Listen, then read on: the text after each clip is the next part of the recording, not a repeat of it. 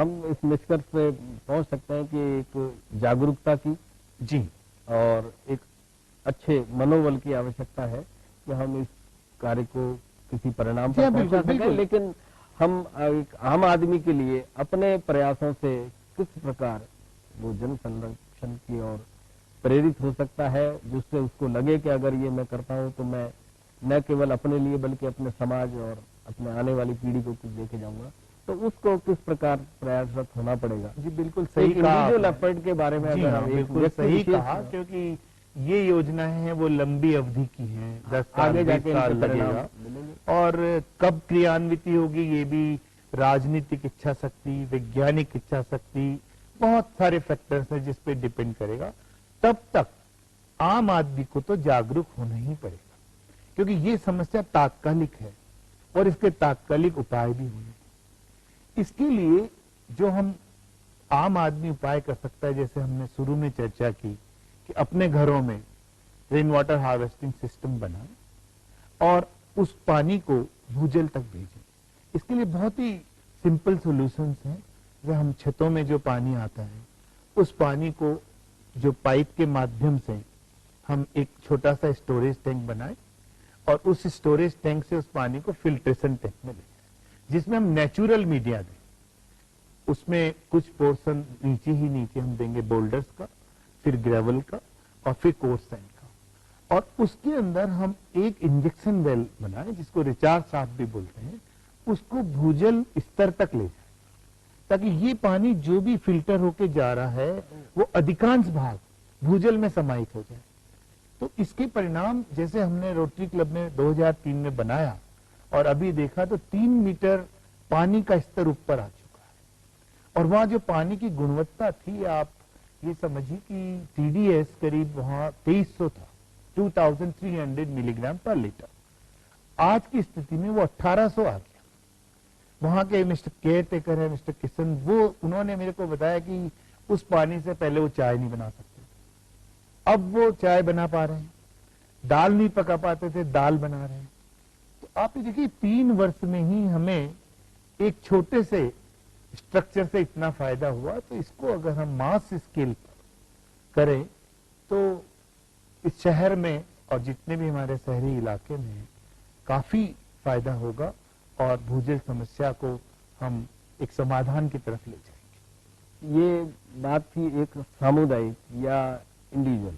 तो 2 प्रश्न मेरे सामने अभी भी हैं कि एक इंडिविजुअल कैपेसिटी में, यानी एक व्यक्ति खुद कुछ करना चाहे अपने लिए तो किस प्रकार जल संग्रहण में अपना योगदान दे सकता है, और एक सामुदायिक रूप में। जी, तो रोटरी क्लब का आपने उदाहरण दिया क्योंकि आपने स्वयं इस प्रयोग को किया है जी, और काफी उत्साहजनक परिणाम भी आपको मिले जी, क्योंकि टोटल डिपॉजिट जो साल्ट उसमें था, डिजॉल्व साल्ट, उसकी मात्रा अगर घटी है तो निश्चित रूप से उसके जो कंटेंट्स जितना जितना वो गहराई में पानी जाता है, जो उसमें घुलनशील लवण मिलते हैं, उनकी मात्रा भी कम हुई। और आज जो हमारे 32 के 32 जिले फ्लोराइड से ग्रसित हैं, उसका मुख्य कारण भी यही है कि जिस प्रकार पानी का स्तर भूगर्भ में गिर रहा है, तो इस प्रकार की समस्याएं, नाइट्रेट पानी में अधिक मिलना या फ्लोराइड मिलना, ये रहेगी। तो एक मैं समझता हूं कि ये इंडिविजुअल प्रयास तो संरक्षण, पानी का बेकार न जाना, इस पे एक प्रयास इंडिविजुअल हो सकता है, लेकिन बाकी प्रयास एक कम्युनिटी के रूप में ज्यादा अच्छे रहेंगे। और उसमें जो आपका अपना ये प्रयोग है, इसके लिए अगर हम अपने पश्चिमी क्षेत्र के जो डिस्ट्रिक्ट्स हैं, जैसलमेर और बाड़मेर, आपका उदाहरण अपने सामने है, वहां जल संरक्षण, वर्षा के जल को पूरे साल भर संरक्षित करके रखा जाता है और उसको पूरे वर्ष काम में लिया जा सकता है। तो एक ऐसे ही प्रयास की और ऐसे ही समझ की हमारे को जरूरत है कि हम ज्यादा कम से कम पानी को व्यर्थ होने दें और लंबे समय तक उसको संरक्षित रखने का प्रयास करें। इस दिशा में अगर आपका कुछ अनुभव हमें हमारे दर्शकों को और मिलता तो उसमें शायद वो लाभान्वित हो पाए। जी हाँ, वो तो हम कर ही सकते हैं। और इस सिस्टम में भी जैसा मैंने बताया कि एक स्टोरेज टैंक होता है और एक फिल्ट्रेशन टैंक होता है। तो जो स्टोरेज टैंक है वो अपने जैसे परंपरागत टाके होते वहां तक ही सीमित था वो साधन, वो तो हमें लाभ मिलेगा ही मिलेगा, उतना पानी तो रहेगा। उसके ऊपर का जो ओवरफ्लो पानी है उसको अगर हम जमीन में भेज दें तो हमें इसका दोहरा लाभ मिलेगा। एक तो जो पानी हमने संचय किया है उसको हम काम में ले सकते हैं, अगर हमें पीने की आवश्यकता नहीं तो उसको हम और कामों में ले सकते हैं, गार्डनिंग है और डोमेस्टिक काम है। और नहीं बिल्कुल पानी है तो फिटकरी डाल के या जो भी उसको शुद्ध करके हम पीने के काम में ले सकते हैं। उसके ऊपर जो पानी जाता है उसको हम भूजल में भेज सकते हैं। तो इससे दोनों नई तकनीक से हमें परंपरागत वाला लाभ भी मिलेगा और हमारे भूजल के स्तर में भी सुधार होगा, या और जैसा आपने बताया कि उससे गुणवत्ता में भी वृद्धि होगी। तो ये जो अभी धीरे धीरे जो फ्लोराइड है, नाइट्रेट है जी, ये समस्या, इनसे भी निदान हमें साथ के साथ देखना है। और वो शायद एक ही उसका स्रोत है कि अगर वर्षा जल को हम संग्रहित कर पाते हैं तो उस जल में कम से कम ऐसे खतरनाक जो लवण है या जो इकाइयां हैं एनाइन और कैटाइन वो उनमें नहीं मिलेंगे।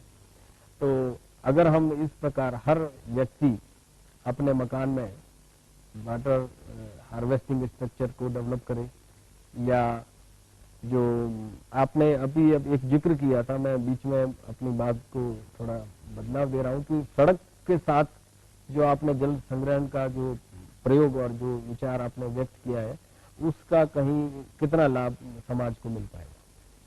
समाज को इसका लाभ काफी हद तक इसलिए मिलेगा कि शहरों में क्योंकि हमारे पास स्थान ही नहीं है जहां से पानी भूजल में समाहित हो सके, तो उस भूजल भंडार को बढ़ाने के लिए या मेंटेन करने के लिए हमें जो सड़कों के किनारे अगर हम ये रेन वाटर हार्वेस्टिंग स्ट्रक्चर बना देते हैं तो ये पानी वहां का वहां रह जाएगा और उससे हमारे पानी में जल स्तर में भी सुधार होगा, हमें उसकी जो गुणवत्ता है वो भी अच्छी होगी और मात्रा में भी वृद्धि होगी।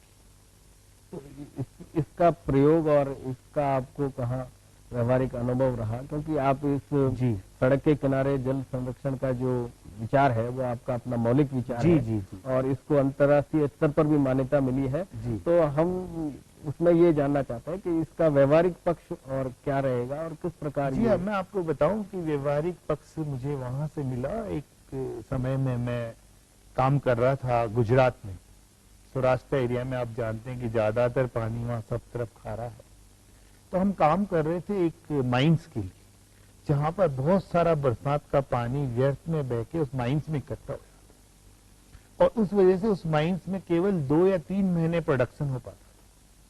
तो हमें ये कहा गया कि साहब इस पानी को किस तरह से रोका जाए ताकि हमारे माइंस की वर्किंग वो 7 से 8 महीने कम से कम हो जाए।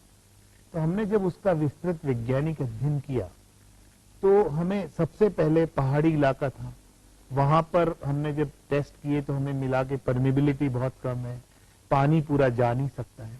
तो वहां हमने सजेस्ट किए कुछ छोटे छोटे एनिकेट्स, बांध, इस तरह से वहां पानी को रोका। उससे वहां के जो छोटे छोटे कुएं थे उनका जल स्तर बढ़ा। इसके अतिरिक्त वहां जो